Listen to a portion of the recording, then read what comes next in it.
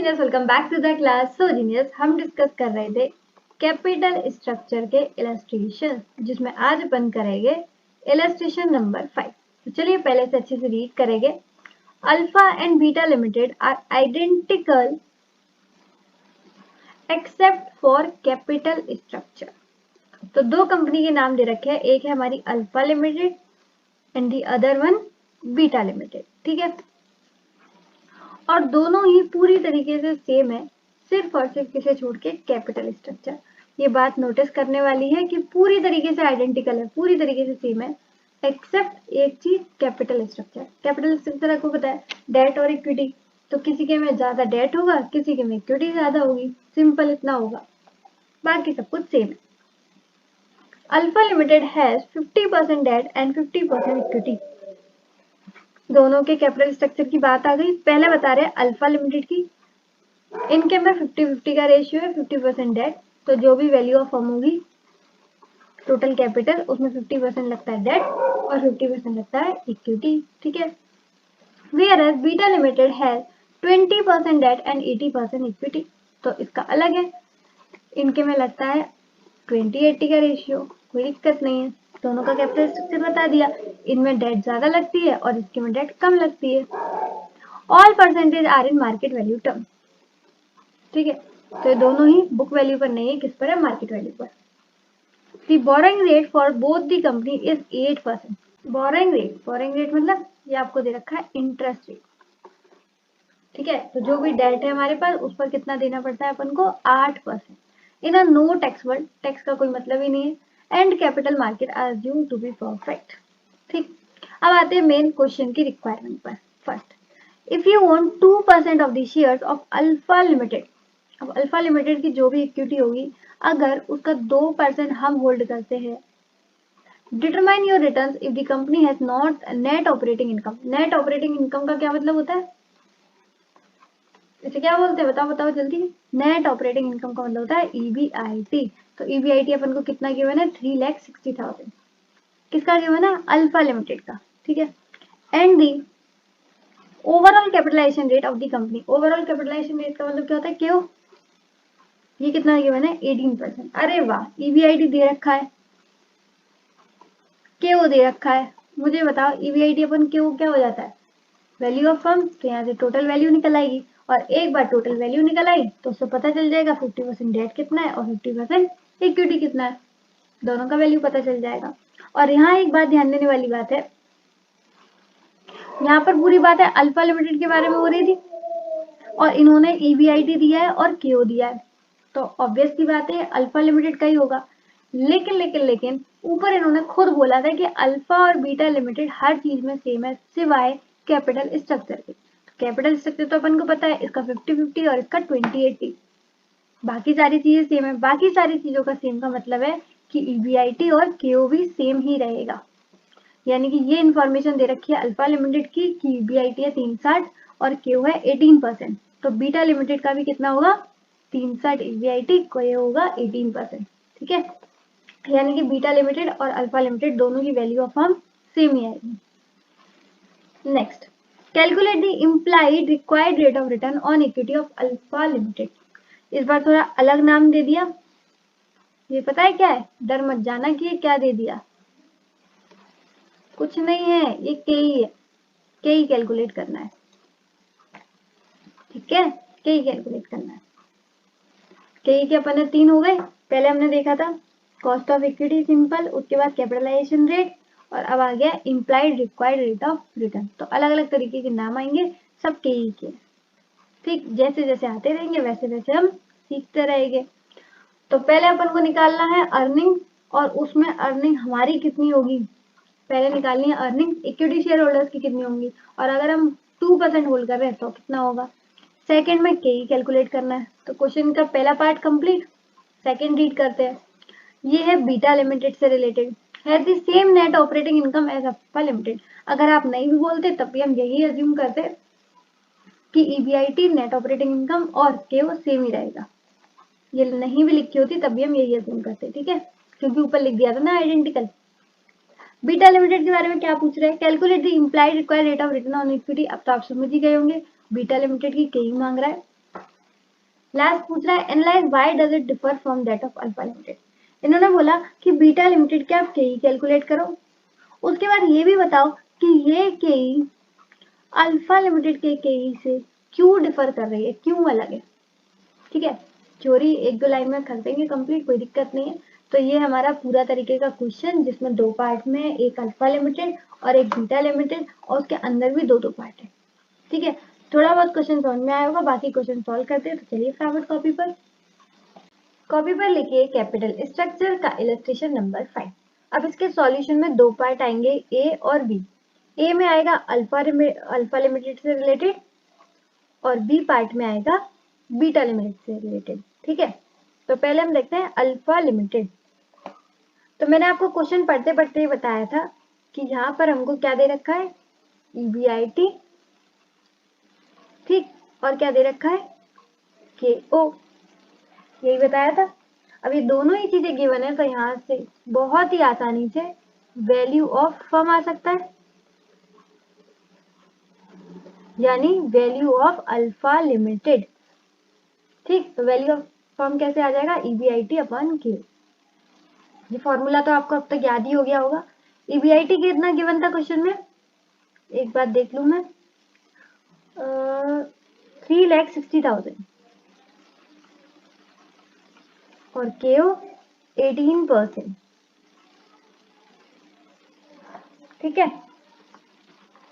Calculate करते हैं, 3,60,000 divide by 18%, ये आ गया 20 लाख। यानी कि अल्फा लिमिटेड की जो टोटल कैपिटल है वो कितनी है, 20 लाख। अब उसमें डेट कितना है और इक्विटी कितना है, तो क्लियरली बताया था कि इसका रेशियो है 50-50। डेट और इक्विटी का कैसा रेशियो है, 50-50। तो 10 लाख ये होगा और 10 लाख ये होगा। पर आपको इस तरीके से प्रेजेंट नहीं करना है ऐसे ऐसे करके, आपको कैसे प्रिपेयर करना है, एक स्टेटमेंट क्रिएट करके। तो एक स्टेटमेंट क्रिएट करेंगे और यहाँ पर सबसे पहले लिखेंगे कि टोटल वैल्यू कितना है। अच्छा, लिमिटेड है ना, यानी कि कंपनी है, तो वैल्यू ऑफ द फर्म नहीं, वैल्यू ऑफ कंपनी करेंगे। वैल्यू ऑफ द कंपनी कितनी निकल कर आई है, 20 लाख,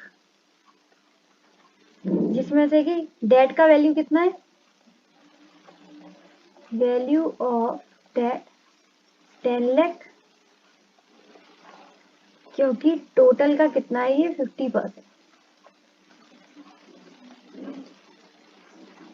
और वैल्यू ऑफ इक्विटी कितना हो जाएगा, सेम टोटल का 50%। ये रेशियो क्वेश्चन में गिवन था, ठीक है, अपने मन से नहीं कर रहे, 50-50 का रेशियो, तो ये आ जाएगा 10 लाख। क्लियर। तो आपको ये इस तरीके से नहीं करना है, बल्कि कैसे करना है, ऐसे स्टेटमेंट क्रिएट करके। क्लियर। अब हमें ये जानना था, इसका पहला पार्ट ये बोल रहा था कि अगर आप इक्विटी शेयर्स का 2% होल्ड करते हो, कहां पर लिखूं मैं, यही लिख दूं, 2% होल्ड करते हो तो आपका रिटर्न क्या होगा, 2% ऑफ द शेयर, किसके, अल्फा लिमिटेड की।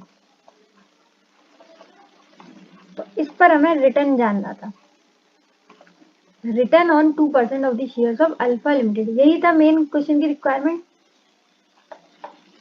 ठीक है, तो इसके लिए सबसे पहले हमें ये देखना पड़ेगा कि अल्फा लिमिटेड के शेयर्स को मिल कितना रहा है रिटर्न। ठीक है, तो उसके लिए हमें देखना पड़ेगा EAS यानी कि earning available for equity share holders. तो पहले वो कैलकुलेट करते हैं, वो तो आपको रट ही गया होगा कैसे कैलकुलेट करते हैं। EBIT जो कि गिवन था 3,60,000, इसमें से आय हटा देंगे यानी कि इंटरेस्ट,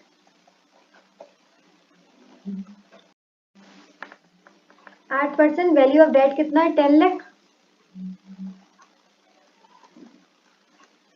तो ये आ गया 10 का 8% यानी कि 80,000, 16 में से 8 गए 8, 2,80,000। EBIT में से आए गया तो ये बच गया EBT यानी कि अर्निंग बिफोर टैक्स, और क्वेश्चन में गिवन था कि टैक्स का कोई मतलब नहीं है, तो यही बन जाएगा अर्निंग बिफोर टैक्स और यही बन जाएगा अर्निंग आफ्टर टैक्स। क्या कोई प्रेफरेंस से रिलेटेड बात थी, नहीं, तो प्रेफरेंस शेयर होल्डर्स ही नहीं है तो प्रेफरेंस डिविडेंड नहीं होगा। यानी कि ये हो गया हमारा earning available for equity share holder 2,80,000। Clear? यानी कि टोटल जो इक्विटी शेयर होल्डर्स हैं अल्फा लिमिटेड के, उनको मिलेगा 2,80,000। Earning available for equity share holders को कितना मिलेगा? 2,80,000। लेकिन मुझे ये बताओ कि हमें कितना मिलेगा? हमारे पास तो है सिर्फ और सिर्फ 2%। तो देखो सबको कितना मिल रहा है? 2,80,000 टोटल को, और हमारा शेयर कितना है? 2%। तो हमें कितना मिलना चाहिए? सिंपल, टोटल है 2,80,000, हमें मिलेगा 2%, तो ये आ गया 5,600। ठीक है, क्लियर? तो यहाँ पूरा लिख सकते हो आप, रिटर्न ऑन 2% इक्विटी शेयर्स। ये थी हमारी फाइनल क्वेश्चन की रिक्वायरमेंट, पहले part.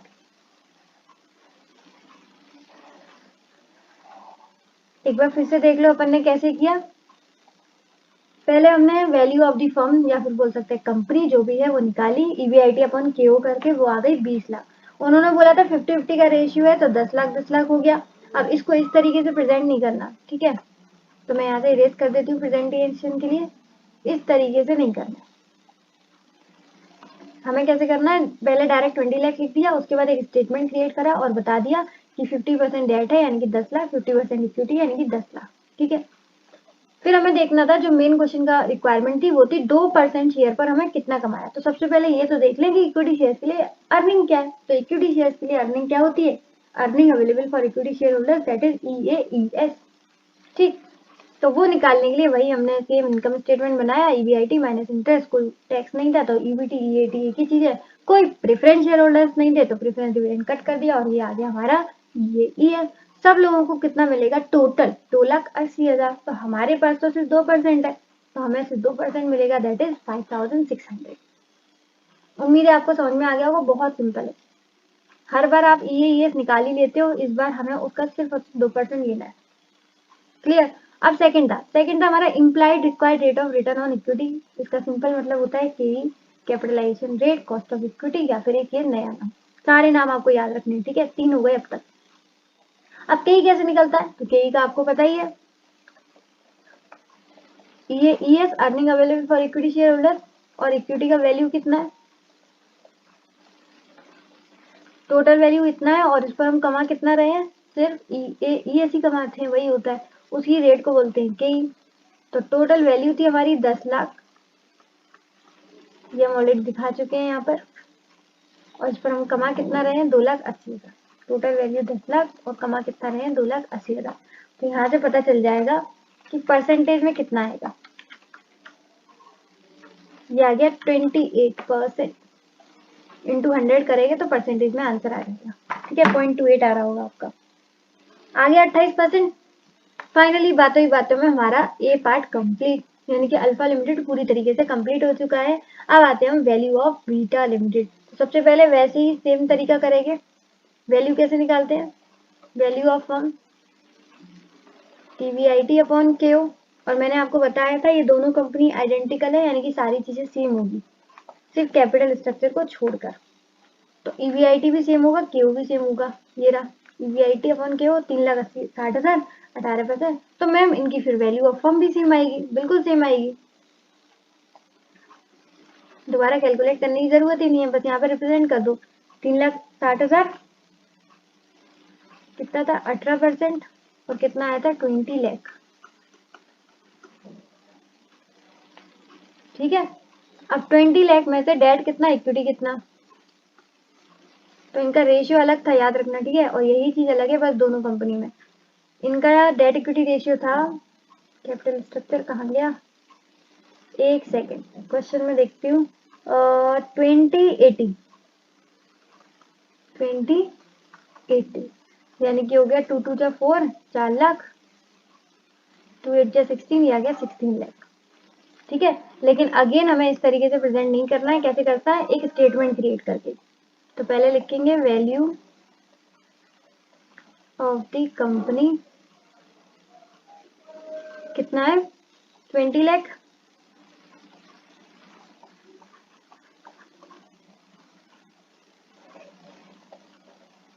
Value of the date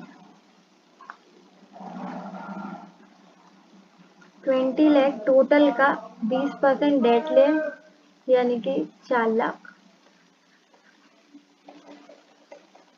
और value of the equity 20 lakh का 80% दैट इज 16 लाख। ठीक है, इस तरीके से करना है। अब क्वेश्चन की रिक्वायरमेंट क्या थी इसमें, केई कैलकुलेट करना था, पहली रिक्वायरमेंट यही थी। और केई कैलकुलेट करने के लिए अपन को ये चाहिए ईएईएस और वैल्यू ऑफ इक्विटी। तो ईएईएस के लिए आप फॉर्मेट बनाओ फटाफट, वही अपना सेम सॉरी सबसे पहले आता है ऊपर ईबीआईटी, जो कि कितना गिवन है 3,60,000। इसमें से माइनस करेंगे आई फॉर इंटरेस्ट। इंटरेस्ट कितना आएगा, डेट कितना था 4 लाख, वैल्यू ऑफ डेट है 4 लाख और ये था 8%, 4 इज 32, 32,000। तो आई हट गया, ये बच गया ईबीटी, कोई टैक्स नहीं था तो ईएटी। 10 में से 2 गए 8, 5 में 3 गए 2, ये हो गया 3,28,000। प्रेफरेंस शेयर होल्डर्स नहीं थे तो प्रेफरेंस डिविडेंड भी नहीं होगा, तो ये आ गया ईएईएस। वैसे मैं डायरेक्ट ईएईएस नहीं लिख सकती हूँ, कोई दिक्कत नहीं है, लेकिन ये उन लोगों को समझाने के लिए, ठीक है, जो भी नए नए क्वेश्चंस कर रहे हैं। नहीं तो बहुत फास्ट कर सकती हूँ मैं, डायरेक्ट यहाँ पर ईएईएस ही लिख दूँ तब भी सही चला जाएगा, लेकिन मैं आप लोगों को एक पूरे पैटर्न के साथ कराती हूँ ताकि आप बीच में कहीं गड़बड़ा हो कि अरे कभी आप यहाँ ईबीटी लिख रहे हो, कभी ईएटी लिख रहे हो, कभी ईएईएस लिख रहे हो, इसलिए मैं पूरा फॉर्मेट ही संग में रखती हूँ। क्लियर। अब देखो ये ईएस भी है हमारे पास और वैल्यू ऑफ इक्विटी भी है, तो और क्या चाहिए, बस के कैलकुलेट हो जाएगा। तो यहाँ पर के ही नहीं लिखेंगे, जो नाम उन्होंने बोला वही लिखेंगे, यानी कि implied required rate of return on equity, ये ES upon value of equity. ये ईएस कितना था, अरे अभी तो कैलकुलेट किया है, ऊपर ही तो लिखा है, मैं भूल गई। 3,28,000 और ये आ जाएगा 16 लाख। 3,28,000, 16 लाख इंटू 100 करेंगे, परसेंटेज में आंसर आ जाएगा दैट इज 20.5%। ये आ गया हमारा के ई।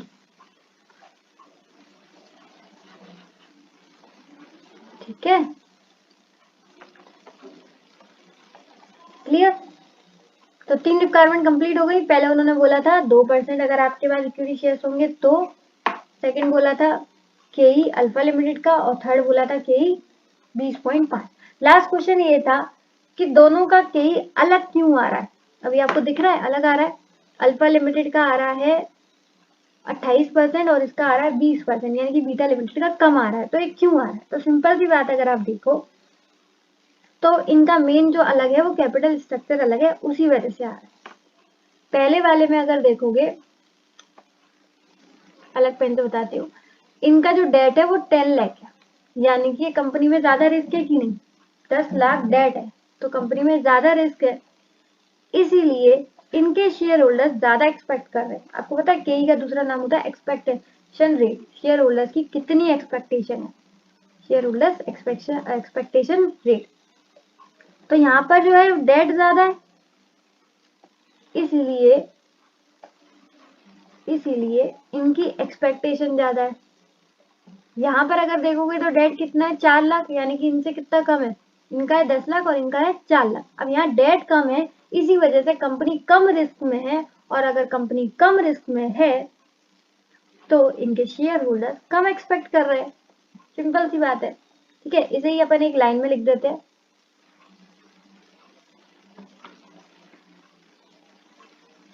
और केई का नाम वही लिखेंगे जो क्वेश्चन ने लिखा है बार बार। इम्प्लाइड, हाँ थोड़े हाथ दुख जाते हैं हमारे सेम बात लिखने में, थोड़ा बोरिंग भी लगता है, पर क्या करें, अगर मैं नहीं लिखूंगी तो आप भी नहीं लिखोगे, आप तो मेरे साथ साथ चलते हो। बिल्कुल।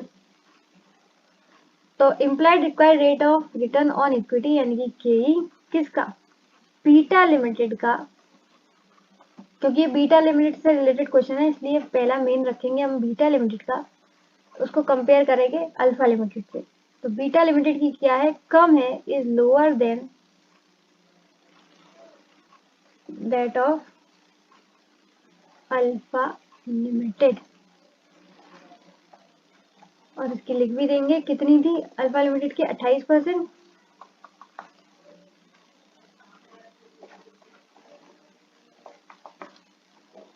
ठीक है, और आगे रीजन भी लिखना, because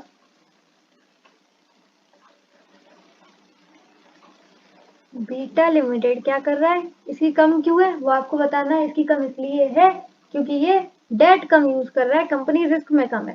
because beta limited uses less debt in its capital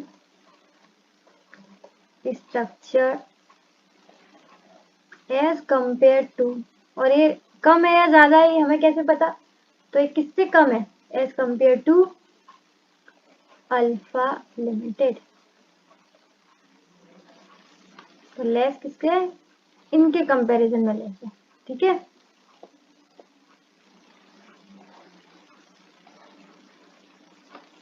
तो क्वेश्चन आपको पूरा समझ में आ गया होगा और ये भी समझ में आ गया होगा कैसे प्रेजेंट करना है। पहले था 2%, 2% में कभी भी घबराया मत करो, सबका ये आपको पता ही है कि इक्विटी शेयर होल्डर्स को टोटल मिलेगा 2,80,000, यानी कि सब 100% पर। तो यानी कि हम अगर 2% होल्ड कर रहे हैं तो हमें सिर्फ और सिर्फ मिलेगा 5600। उसके बाद implied required rate of return, इससे मत घबराना, ये सिंपल आपसे केई पूछ रहा है, वही फॉर्मूला लगेगा, earning available for equity share holders divide by value of equity. Same फॉर्मूले से हमने बी का फर्स्ट पार्ट भी करा था क्योंकि उसमें भी हमको केई चाहिए था। और लास्ट में थोड़ा सा ये देखना, लिखने में मत घबराना, ऐसा कुछ भी नहीं है, उन्होंने बस वो बोला था कि वो कम उनका अलग क्यों आ रहा है। ठीक है, तो अलग क्या आ रहा है, सबसे पहले तो ये बताओ कि अलग क्या है। अलग ये है कि बीटा लिमिटेड का केई कम है और अल्फा लिमिटेड का ज्यादा है, और फिर बाद में रीजन बता दो कि क्यों है, तो बिकॉज लगा के बता दो कि beta limited less debt use कर रहा है। अच्छा, लेस क्यों है वो, 4 लाख 10 लाख, कोई भी चीज लेस कब होती है, जब हम किसी से कंपेयर करते हैं। ऐसा बोला जाता है ना, हम किसी से कम नहीं, तो वो तभी जब हम किसी से कंपेयर नहीं कर रहे हैं। अगर हम कंपेयर करने बैठे तब हम किसी से ज्यादा किसी से कम होते हैं, लेकिन हम अगर किसी से कंपेयर ही ना करें तो हम अपनी आप में बेस्ट है, अपने लाइफ के हीरो है, कोई दिक्कत नहीं है। तो बीटा लिमिटेड कम क्यों कर रहा है, तो ये कम इसलिए कर रहा है क्योंकि हम कंपेयर कर रहे हैं किससे, अल्फा लिमिटेड से। तो अल्फा लिमिटेड के कंपैरिजन में इसका डेट जो है वो कम है, और डेट कम है इसलिए इनकी एक्सपेक्टेशन रेट शेयर होल्डर्स की कम है, और इसलिए उनका केई कम आ रहा है। सिंपल। जब तक किसी से कंपेयर नहीं करोगे तब तक कोई कम नहीं कोई ज्यादा नहीं, और हमारा तो माइंड ही ऐसा है निगेटिव वाला। ठीक है, इसका जो स्ट्रक्चर है वो ऐसा ही है कि हमेशा निगेटिव देखना, इसलिए हम कंपेरिजन ही उससे करते हैं जिससे हम कम लगे। ठीक है, तो ऐसे कभी नहीं करना है। आज की कॉन्सेप्ट से हमसे ये भी समझ में आया कि हमें किसी से कंपेयर ही नहीं करना है, हम जो है वो है। क्लियर।